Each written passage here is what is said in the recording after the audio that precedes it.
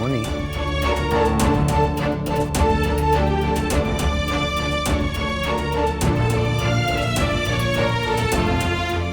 সবসময় তুমি ভরসা রেখেছো আমার উপর। এই প্রথম আমায় অবিশ্বাস করলে তুমি, দিদিও করলো সেটা। তুই তো একবারের জন্য আমাদের বলিস। আসলে আমি ভেবেছিলাম যে সব কথা হয়তো বুঝিয়ে বলতে হয়, বুঝিনি যে তোদেরও বুঝিয়ে বলতে হবে। যাই হোক, আরেকটা কথা বলছি তোকে দিদি, ছুটি সর্বজিৎ কিন্তু বেঈমান নয়। ওরা প্রথম দিনও ওদের দিদির পাশে ছিল, আজও তাই আছে। শুধু একটাই পার্থক্য যে ওদের দিদির মতো আমার বিপক্ষে যায়নি কখন। এইসব তামাশার কি মানে বপুল? আমি কোনোটাই বুঝতে পারছি না। না, তামাশা যাতে না হয় তাই আমার এই পদক্ষেপ। আর দ্বিতীয় কথা হচ্ছে, আমি আমার জীবনটাকে তোমার জীবনের মতো কখনো বানাতেই চাই না। উপুল, তুমি তুমি কিন্তু আমাদের ঠকালে। না মা, একদমই ঠকাইনি, মজা করেছি মাত্র। আর ওটা সায়নীর সাথে আমার আন্ডারস্ট্যান্ড।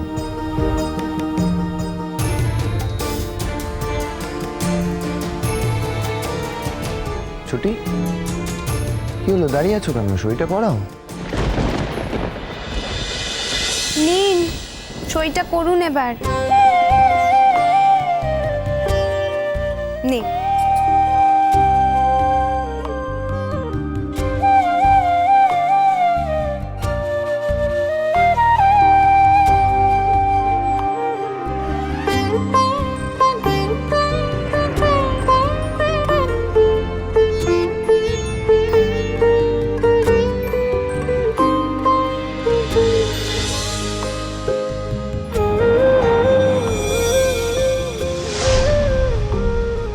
বারবার এই মেয়েটাকে তুই স্কেপগোট কেন করছিস পুপুল?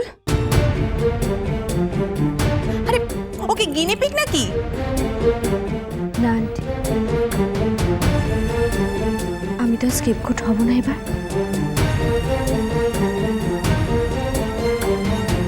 এবার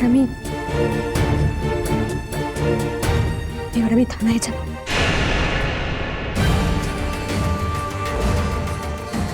এই সাজে থানায় গিয়ে ডায়েরি করব। প্রত্যেকবার বিয়ের মিথ্যে প্রতিশ্রুতি দিয়ে সেটা ভাঙা হচ্ছে।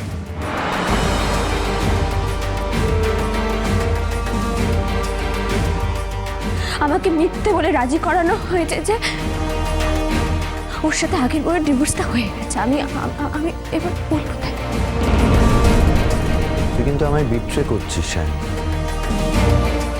ও আবার বিশ্বাস রাখার মেয়ে নাকি? তুমি এত কিছু বুঝেছো আর এইটুকু বোঝোনি? তুমি তো ভারী বোকা ছেলে দেখছি। বলো মেয়ে, কোথায় যাবি যা, কোথায় থানা পুলিশ কোথায় যাবি জালো যা, আমরা সব হেতাই আছি। আমরাও বলবো যে তুই বন্ধুর বাড়ি বেড়াতে এসে থাকার নাম করে কি কি কীর্তি করতেছিস। সমুদ্র, আমি কিন্তু ভালো কথা বলছি। দেখ, যদি আমি থানায় যাই না, তাহলে কিন্তু তোর জেল হতে পারে। তুই বুঝতে পারছিস? তুই বরং মেনে যা না আমার কথাটা। আমি কিচ্ছু করবো না। তুই আমার কথাটা শোন। তুই কঙ্কাবতীর সইটা কেটে দিয়ে আমি সই করছি ওখানে, তোর ভালো হবে। তুই দয়া করে এই ভুলটা করিস না। তুই আমার কথাটা একবার শোন। আমি কিচ্ছু করবো না। আমি ডায়েরি করবো না, আমি থানায় যাবো না, কিচ্ছু করবো না। এটা কিন্তু শেষ সুযোগ তোর কাছে, শেষ সুযোগ। যদি না করিস তাহলে আমি পুলিশে যাবই আমি এবার। তুই বুঝতে পারছিস? You are most welcome. যাও না তুমি তুমি তুমি যাও পুলিশের কাছে, দেখো পুলিশ কি করতে পারে। আর দাদা ভাই, তুমি যে দিদি ভাইকে দিয়ে যে কাগজটাতে সই করিয়েছিলে, তাহলে সেটা কিসের কাগজে করিয়েছো? কি বলবো বলো তোমার? তোমার দিদিভাই যে একটা গভেট। ওকে সই করতে দেওয়া হলো রেজিস্ট্রেশনের পেপারে। ও ভাবলো ওটা ডিভোর্সের কাগজ, সই করে দিল।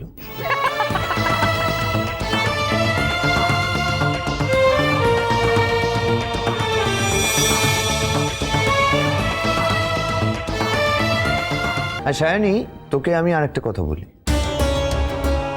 দয়া করে ভয় দেখাস না। হ্যাঁ, না তুই চাইলে থানায় যেতেই পারিস, পুলিশ আসবে, আমি আমার কথা পুলিশকে জানাবো, তারপরে আমার কপালে যা আছে তাই হবে। কিন্তু তুই থানায় যাবি বলে সেই ভয়ে কিন্তু আমি আমার বউকে ছেড়ে তোকে বিয়ে করতে পারবো না। পারতাম যদি তুই আমার বউয়ের নখের যোগ্য হতিস অ্যাটলিস্ট, তবে তুই ভালো করে জানিস তুই সে যোগ্যও নোস।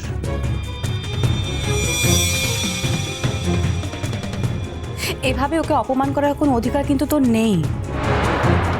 গ্রেট ভাইপো, great, I am proud of you. সত্যি রে পুপুল, আমি তোকে বড্ড ভুল বুঝেছিলাম। এতটা ভুল তোকে বোঝাটা আমার খুব বড় ভুল হয়েছে। তুই যে এত নীচ, এত নোংরা কাজ করতে পারিস না, এটা আমার আগে বোঝা উচিত ছিল। কি হলো মা লক্ষ্মী, তুমি এত দূরে দাঁড়িয়ে আছো কেন? যা পুপুল, ওর কাছে যা। আজ সবার সামনে তুই ওকে সিঁদুর পরাবি, আর আমরা সবাই সেটা চোখ ভরে প্রাণ ভরে দেখব। এই বিয়েটা কিন্তু আমি মানছি না পুপুল। আমিও মানছি না। কিন্তু ইনসিডেন্টালি তুমি যে সইটা করে দিয়েছো বাবা, মানে এত বড় একজন ব্যারিস্টার, তুমি একবার দেখলেও না যে ওখানে কাকনের নাম লেখা আছে?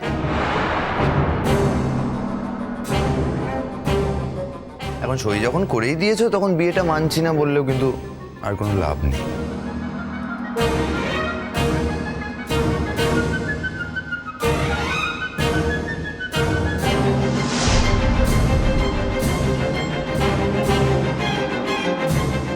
ছি পুপুল, ছি। জানি, আমি তোমাকে বলছি একটা মেয়ে হিসেবে তুমি কিন্তু এই অপমানটা মেনে নিও না প্লিজ। কে বললো আমি মেনে নেব? আমার সাথে বিয়েটা ভেঙে গেল তো ঠিক আছে, ঠিক আছে, আমি কঙ্কাবতীর সাথেও বিয়েটা টিকতে দেবো না।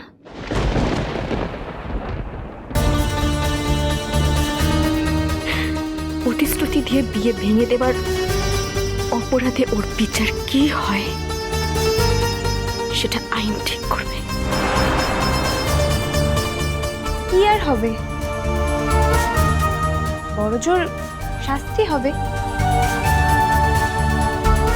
কিন্তু চিরকালের মতো তো শাস্তি হবে না।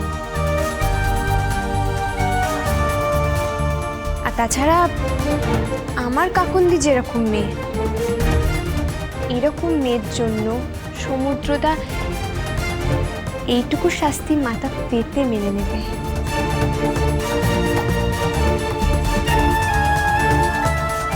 শাইনি, তারপর তারপর তুমি কি করবে? আমার একটা কথা বলো, তুমি যে বলছো বিয়ে টিকতে দেবে না, সেটা কি করে সম্ভব?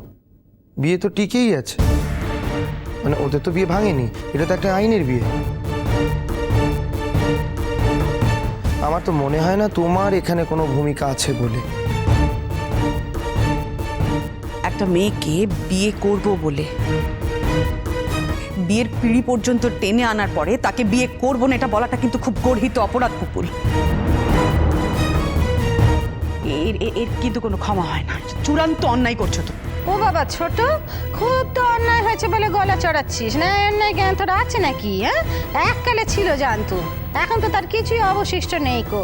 খুব যে একটা মেয়ের সর্বনাশ দেখে জল জল চোখে তাকিয়ে আছিস, একবারও ভেবে দেখছিস নি যে এই দিন তোরও আসতে পারে? না না বাবু, শুভ কাজে দেরি করুনি, তাড়াতাড়ি সেরে ফেলা দেখিনি। আমি এই বিয়েটা বয়কট করছি।